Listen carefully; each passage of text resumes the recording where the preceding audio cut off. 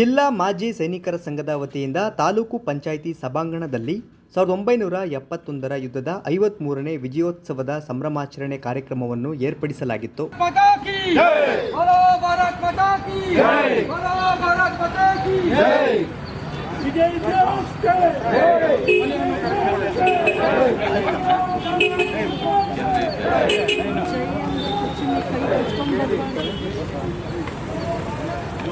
ಶಾಸಕ ಎಚ್.ಡಿ. ತಮ್ಮಯ್ಯ ಅವರು ಜ್ಯೋತಿ ಬೆಳಗುವುದರ ಮೂಲಕ ಉದ್ಘಾಟಿಸಿ ಕಾರ್ಯಕ್ರಮಕ್ಕೆ ಚಾಲನೆ ನೀಡಿದರು.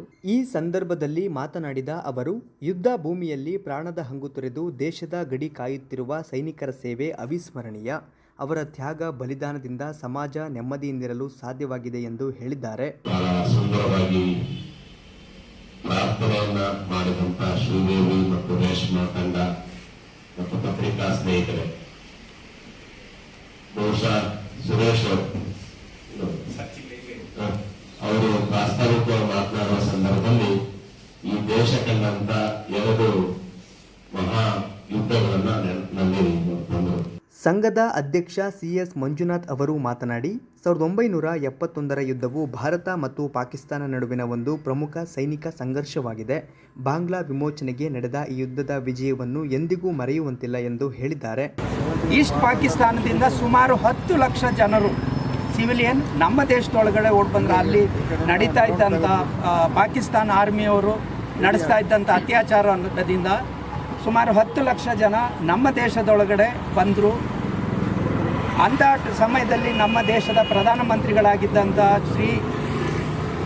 ಶ್ರೀಮತಿ ಇಂದಿರಾ ಗಾಂಧೀಜಿಯವರು ನಮ್ಮ ದೇಶದ ಅಂದಿನ ಸೇನಾ ಮುಖಂಡರಾಗಿದ್ದಂಥ ಶ್ರೀ ಜನರಲ್ ಮಾಣೆಕ್ ಶಾ ಅವರಿಗೆ ಪಾಕಿಸ್ತಾನದ ಮೇಲೆ ಅಟ್ಯಾಕ್ ಮಾಡಲಿಕ್ಕೆ ಆದೇಶ ಕೊಟ್ಟರು. ಆದರೆ ಅಂದಿನ ಭೂಸೇನಾಧ್ಯಕ್ಷರು ಸಮಯ ತಗೊಂಡು ಸಮಯ ನೋಡಿ ಮುಕ್ತಿವಾಹಿನಿ ಜೊತೆ ಸೇರಿಕೊಂಡು ನಮ್ಮ ದೇಶದ ಸೈನಿಕರು ಪಾಕಿಸ್ತಾನದ ಮೇಲೆ ಈಸ್ಟ್ ಪಾಕಿಸ್ತಾನದ ಮೇಲೆ ಅಟ್ಯಾಕ್ ಮಾಡಿ ಸುಮಾರು 7 ದಿನ ನಡೆದ ಯುದ್ಧದಲ್ಲಿ ಒಂದು ಕಡೆ ವೆಸ್ಟ್ ಪಾಕಿಸ್ತಾನ ಕಡೆಯಿಂದಲೂ ಪಾಕಿಸ್ತಾನಿ ಏರ್ಫೋರ್ಸ್ ನಮ್ಮ ಮೇಲೆ ಏರ್ ಅಟ್ಯಾಕ್ ಮಾಡಿತು. ಇನ್ನೊಂದು ಕಡೆಯಿಂದ ಇದನ್ನು ಗುರುತಿಸಿದ ನಮ್ಮ ಸೇನೆ ಒಂದು ಕಡೆಯಿಂದ ಕರಾಚಿ ನಾವೆಲ್ ಬೇಸ್ಗೆ ನೇವಿ ಅಟ್ಯಾಕ್ ಮಾಡಿತು. ಅದೇ ರೀತಿ ಈಸ್ಟ್ ಪಾಕಿಸ್ತಾನದ ಮೇಲೆ ನಮ್ಮ ಸೇನೆ ಅಟ್ಯಾಕ್ ಮಾಡಿ ಸುಮಾರು 93,000 ಪಾಕಿಸ್ತಾನಿ ಸೈನಿಕರನ್ನು ಶರಣಾಗತರನ್ನಾಗಿ ಮಾಡಿದ ದಿನ 1964ರಲ್ಲಿ ನಾನು ಮಿಲಿಟರಿಯಲ್ಲಿ ಸೇರಿದ್ದೆ. 1970ರಲ್ಲಿ ನನಗೆ ಈಸ್ಟರ್ನ್ ಕಮಾಂಡ್ ಇದರಲ್ಲಿ ಬೈ ಮೌಂಟನ್ ಡ್ಯೂ ಅಂತ ಹೇಳ್ಬಿಟ್ಟಿದೆ.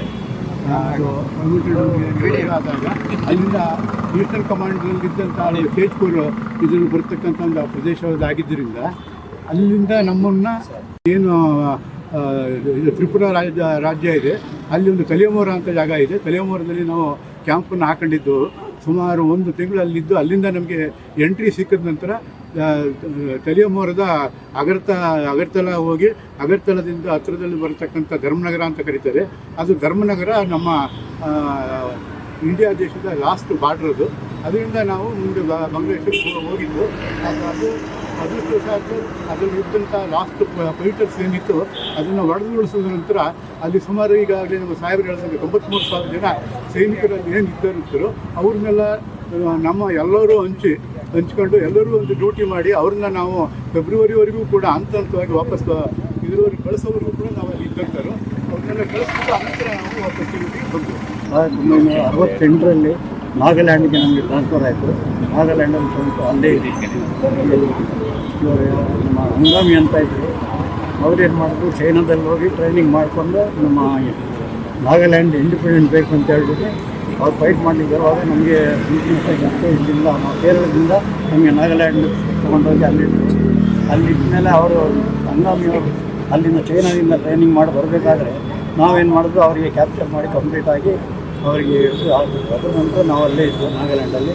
ಮತ್ತು ಬಾಂಗ್ಲಾದೇಶ್ ವಾರ್ ಸ್ಟಾರ್ಟ್ ಆದ ನಂತರ ನಮಗೆ ಮಿಜೋರಾಮ್ಗೆ ಬಾಂಗ್ಲಾದೇಶದಿಂದ ಮಿಜೋರಾಮ್ ನಮ್ಮ ಬ್ರಿಗೇಡ್ 390 ಬ್ರಿಗೇಡ್ ಇತ್ತು. ಅಲ್ಲಿಂದ ನಮಗೆ ತೊಗೊಂಡೋಗಿ ಅಲ್ಲಿತ್ತು.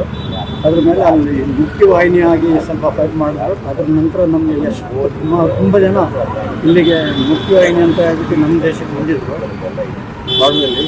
ಮತ್ತು ನಂತರ ಏನು ಮಾಡೋದು, ನಮ್ಮವರು ಸ್ವಲ್ಪ ಫೈಟ್ ಮಾಡಿ ಆಮೇಲೆ ಹೊರಗಡೆ ಹೋಗಿ ನಾವು ಆಟ್ಲರಿನಲ್ಲಿ ಇದ್ದೆವು. ನಾನು ಅದರೊಳಗೆ ವೈರ್ಲೆಸ್ ಆಪ್ರೇಟ್ ಮಾಡಿದ್ದೆ. ಅಮೃತ್ಸರ್ನಲ್ಲಿ ಇದ್ದೆ ನಾನು ಅವಾಗ. ಏರ್ಪೋರ್ಟು ಪ್ರೊಟೆಕ್ಷನ್ ಕೊಡ್ತಾ ಇದ್ದೆ.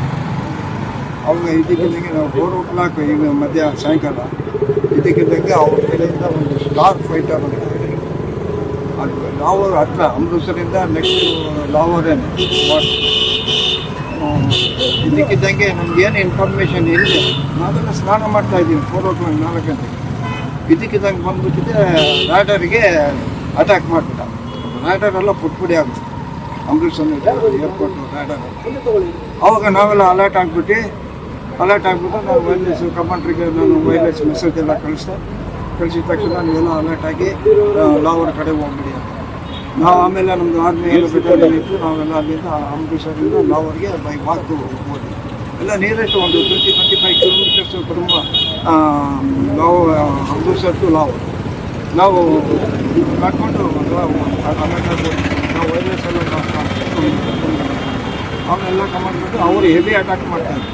ಅವಾಗ ನಾವೆಲ್ಲ ಏರ್ಪೋರ್ಟ್ಗೆಲ್ಲ ಈಗ ಇನ್ಫಾರ್ಮೇಷನ್ ಕೊಟ್ಟು ಏರ್ಪೋರ್ಟ್ನವರು ಅವಾಗೆಲ್ಲ ನಮ್ಮಲ್ಲಿ ಅಂಟರ್ ನೈಟ್ ಅಂತ ಪ್ಲೇನ್ಗಳಿತ್ತು. ಅದು ಇವತ್ತಿಗಿಲ್ಲ.